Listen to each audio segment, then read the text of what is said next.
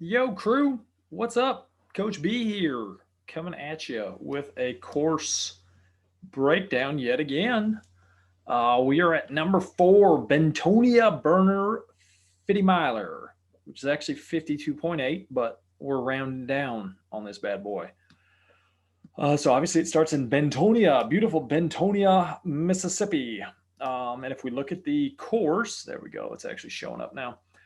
Starts kind of a net uphill push for, call it, the first 6.4 miles. Doesn't look like anything too crazy here. Percent, 2%, 3% ish on some of those little stair stepper action. But that's not anything that I would be worried about necessarily. 6 miles on what appears to be a decent road for some of this. Not something you should be overly concerned about. Um, I would obviously, you still want to make sure you get a warm up in if you can, but I would be a little less concerned with this profile than some of the others I've seen from this race series, gravel event series. So first thing that kind of stands out, you got this hard descent here.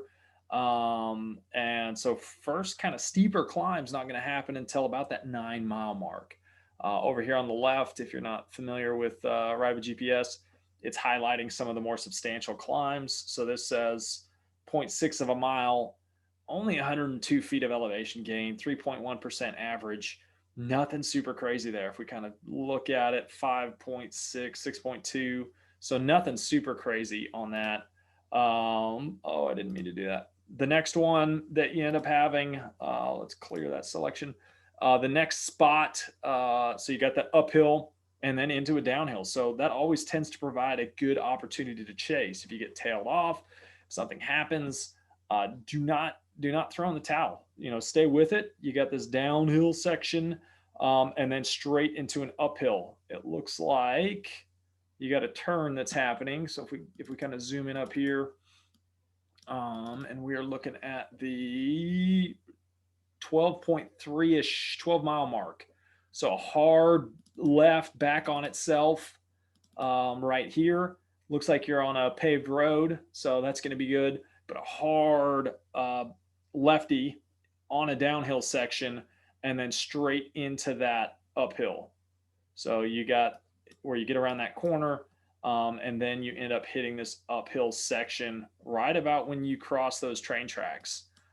So have yourself in good position. Use that downhill, use that corner as an opportunity to move up. So right around that 12-mile mark, use that as an opportunity to move up, move forward in the pack so you don't get hit with this 0.8 of a mile, 3.1% grade, and you're stuck at the back because you weren't paying attention or you're too busy eating snacks. Next, comes at you quick here. So you got that uphill followed by another good descent. Just like before, make sure on these descents you are putting yourself in a good position. Right here, hard right hand turn. So we know when we hit this hard right hander at mile 14.3 that you once again are about to start a downhill. You need to put yourself again in good position, because you go right back into this uphill. This looks to be like one of the harder, longer sections of the course. So zero point 0.8 of a mile, a little bit longer, 140 feet of gain. So pretty similar to the one prior to it. But on this one, we don't have that downhill coming closely after. So for folks that hammer on mile 15, if I was feeling good, that's probably where I'd start pushing the pace a little bit more, make people suffer, because if you can gap folks and you got this flatter section going over the top, it's going to be a lot tougher for them to chase back on. They're not going to have the downhill to do so. So a little harder to chase when you have uphill followed by flat, falls flat, or a net uphill. And then we have, let's go ahead and zoom out a little more. We have where we start getting to the far, so we're over on the far west side of the course now, and we've got this longer descent. So good opportunity to recover, good opportunity to eat. Heart rate should have had a chance to come back down, and then get ready. So mile 23-ish, maybe a little bit before that, 22 and a half.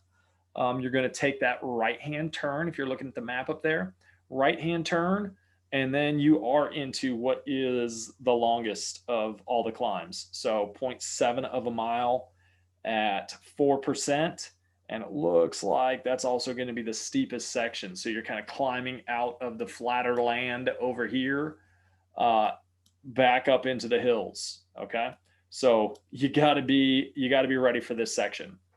So mile 23.3. And again, over the top of this, people are going to have a tougher time chasing since it's not a downhill section.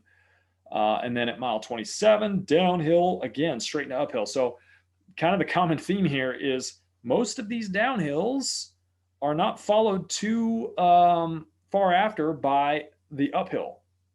So the longest being here at the start, and then I guess here from mile 21 to 23, so a couple miles.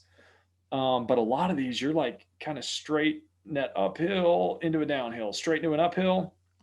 So you need to utilize these downhills. The key here, utilize the downhills as an opportunity to get near the front and make sure you're in good position, especially if you're not a strong climber, to be ready on the uphill sections. So kind of a net uphill grinder to the aid station. Aid station's coming at about mile 34. And then we got a few short sawtooth sections. This one doesn't look too awful bad or too awful long. So 40.9-ish out to 41.65. So you're looking at 0.6 of a mile-ish. 3.7 max, 2% average. So again, you got a little uphill, a little downhill. Nothing real crazy there. That almost looked worse on the it looked worse on this profile than what it actually ends up being. And then after that kick, you've got a longer net downhill, and it looks like it's going to finish fast, crew. So, your last opportunity, unless of course there's, some sort of feature gravel, thick stuff, ruts, like it doesn't look that technical on this run in. If we look at the map, not a lot of turns. So as soon as you come off this Dover Road, that's the top of the hill. It looks like it's going to be a pretty dang fast run into the finish line. Of note, and something I would pay attention to, depending on where they're going to put this finish line. So they made this the full loop. I don't know if finish line is going to be on this section or not, but you can darn well be certain that if you have to take a right-hand turn to go to the finish line, that you will want to be first person through this corner. If that's the finish line, I'm making sure I'm first person through that corner. And my guess is it's probably going to be over here somewhere as opposed to there. But know where the finish line is, because that's going to affect your strategy. If I were racing this one, I would be looking at this 47 miler hill as a possible launch pad. But to be honest, I haven't ridden this, but it doesn't look like it's going to be hard enough. And you do have that little downhill and a longer net downhill after. I think it's going to be hard to stay away. So I think if something's going to go, it's going to have to go sooner. It's going to have to go on these bigger climbs here.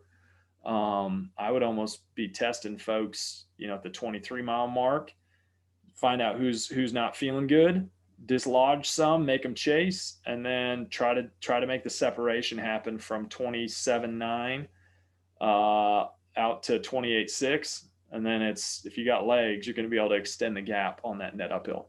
So hopefully this helps. I know it's getting kind of long, but I wanted to make sure we kind of dove into to all the information here. Good luck to all those racing. Stay safe. Remember, rubber side down. And that is all I've got, crew. Peace.